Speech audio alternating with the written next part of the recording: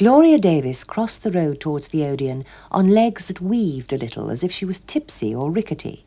She wasn't either, really. It was just the high-heeled shoes, worn for the first time specially for today. She couldn't see Mr. Hughes Evans anywhere in the crowd of people waiting for their friends on the steps of the Odeon. She knew at once then that he hadn't really meant it. After all, what could an inspector of taxes, assessment section, see in an 18-year-old comptometer operator? Just then, a tall man who'd been standing close by took off his beige Macintosh hat with a drill-like movement, keeping his elbow close to his chest. It was Mr. Hughes Evans. "Hello, Gloria," he said. He watched her for a bit, a smile showing round the curly stem of the pipe he was biting. Then he added, "Didn't you recognize me, Gloria?" "Oh, sorry, Mr. Hughes Evans. I sort of just didn't see you." The hat and the pipe had put her off completely, and she was further confused by being called Gloria twice already. He nodded, accepting her apology and explanation. He put his hat on again with a ducking gesture, then removed his pipe. "Shall we go in? Don't want to miss the news." While Mr. Hughes Evans bought 2 2 and 4 pennies, Gloria noticed he was carrying a string bag full of packets of potato crisps. She wondered why he was doing that. It was very dark inside the cinema itself, and Mr. Hughes Evans had to click his fingers for a long time and tremendously loudly before an usherette came. At last they were settled in full view of the screen, on which the Duke of Edinburgh was playing polo.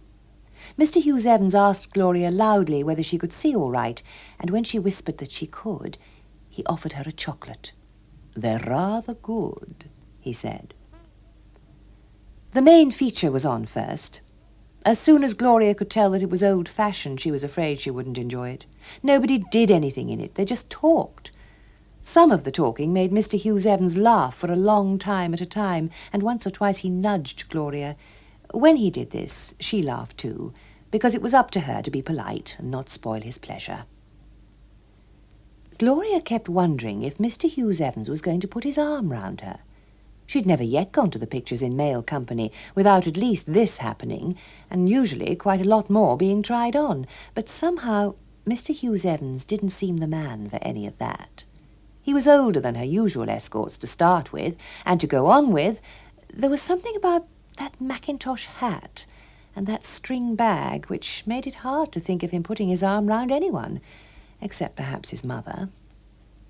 The second film promised to be full of interesting things. There were some lovely dresses. The star looked just like another star Gloria had often wished she looked like, and there was a scene in a kind of flash nightclub with dim lights, men in tailcoats and a modern band. The star was wearing a terrific evening dress with sequins and had a white fur round her shoulders. A man with a smashing profile sitting at the bar turned and saw her. Her eyes met his for a long moment. Gloria swallowed and leant forward in her seat. Mr. Hughes Evans nudged Gloria and said, "Don't think much of this, do you? What about some tea?" "Oh, we haven't got to go yet, have we?" "Well, we don't want to sit through this, do we?" In the foyer, Gloria said, "Well, thank you very much, Mr. Hughes Evans. I enjoyed the film ever so much." But he wasn't listening. He was looking wildly about as if he'd just found himself in a lady's cloakroom. "The crisps! I've left them inside and I shan't be able to remember the seat. You come too, Gloria, please." After a lot more finger-clicking inside, they found the row. In the beam of the usherette's torch, Gloria saw that their seats were already occupied. Mr. Hughes Evans began shuffling sidelong away from her. There was some disturbance. Gloria, waiting in the aisle, turned and looked at the screen. The man with the profile was dancing with the star now, and all the other people had gone back to their tables and were watching them. Gloria watched them too, and had forgotten where she was when a moderate uproar slowly broke out and slowly moved towards her. It was Mr. Hughes Evans with the crisps, which were rustling and crunching like mad. Men's voices were denouncing him, some of them loudly, and one of the loud ones using words Gloria didn't like. In fact, one word was the word she called that word. Her cheeks went hot. Mr. Hughes Evans was saying things like, "I'm very sorry, old boy," and "hurts me as much as it hurts you."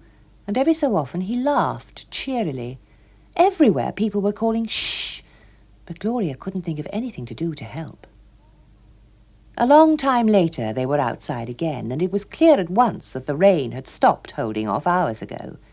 Mr. Hughes Evans took her arm and said they'd better run for it. And that was what they did. They ran a long way for it, and fast too, so that the high heels were doing some terrible slipping and skidding.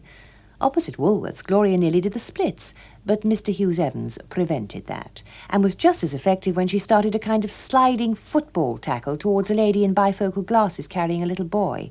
That was just outside Bevan and Bevan's, and Gloria didn't mind it much because she'd guessed by now that they were going to D'Alessio's, a fairly flash Italian restaurant frequented by the car-owning classes. There was a queue in D'Alessio's, and Gloria panted out the news that she was going to the cloakroom, where there was another but shorter queue. While she waited her turn, she felt her hair, which must have been looking dreadful, and wondered about her face, to which she'd applied some of the new liquid makeup everyone was talking about. She was glad to find, in due time, that she hadn't been looking too bad.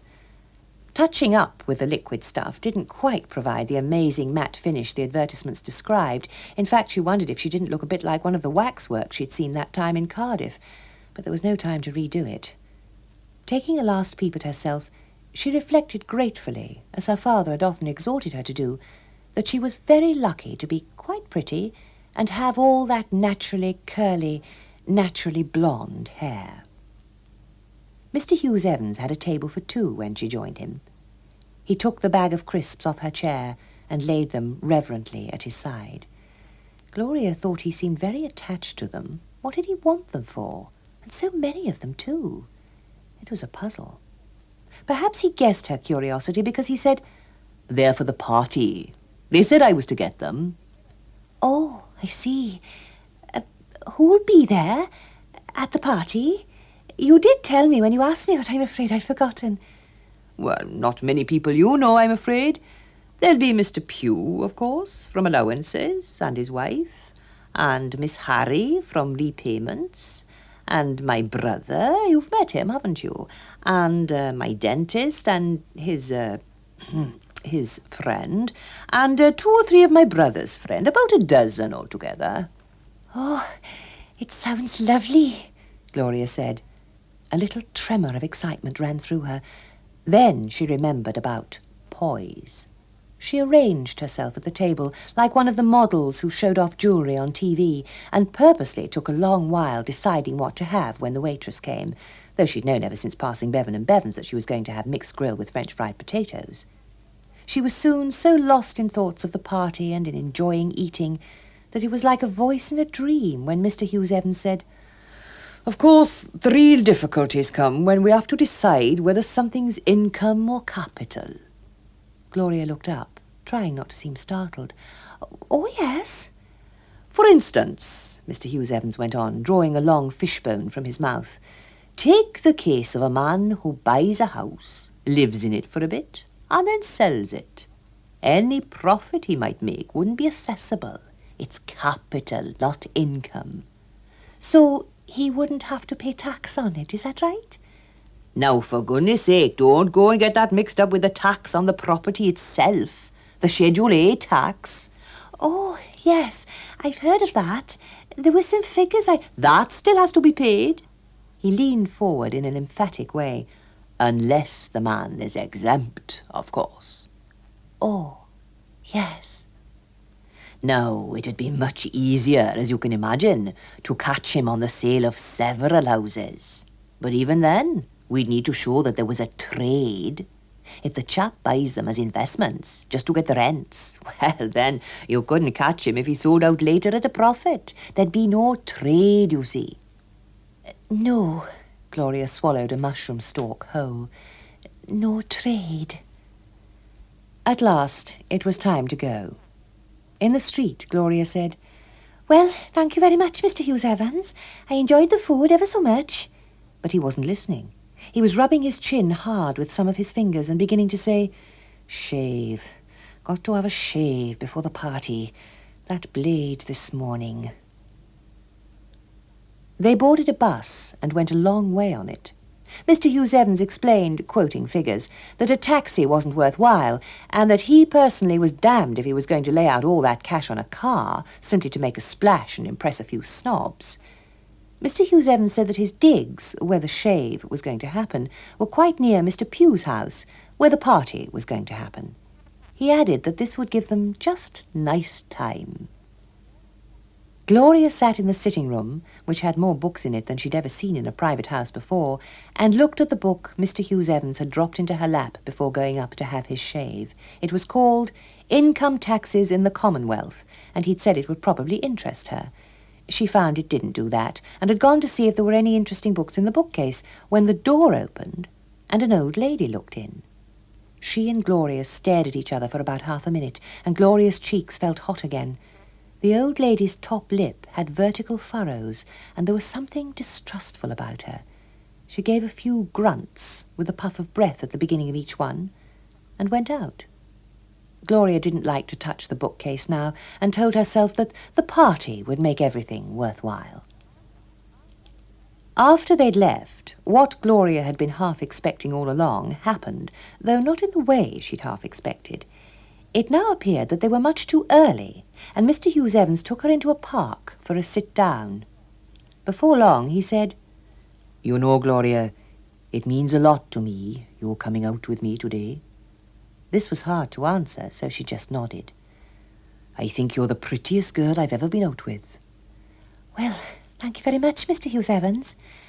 "Won't you call me Waldo? I wish you would." "Oh, no, I don't think I could, really." "Why not?" I don't think I know you well enough." He stared at her with the large brown eyes she'd so often admired in the office, but which she now thought looked soft. Sadly, he said, "If only you knew what I feel about you, Gloria, and how much you mean to me. Funny, isn't it? I couldn't have guessed what you were going to do to me, make me feel, I mean, when I first saw you." He lurched suddenly towards her, but drew back at the last minute. "If only you could feel for me just a tiny bit of what I feel for you. You've no idea what it would mean to me." An approach of this kind was new to Gloria, and it flustered her. If, instead of all this daft talk, Mr. Hughes Evans had tried to kiss her, she'd probably have let him, even in this park place. She could have handled that. But all he'd done was make her feel foolish and awkward. Abruptly, she stood up. "I think we ought to be going." "Oh, not yet. Please, please don't be offended." "I'm not offended, honest." He got up too and stood in front of her. "I'd give anything in the world to think that you didn't think too hardly of me. I feel such a worm." "Now, you're not to talk so silly."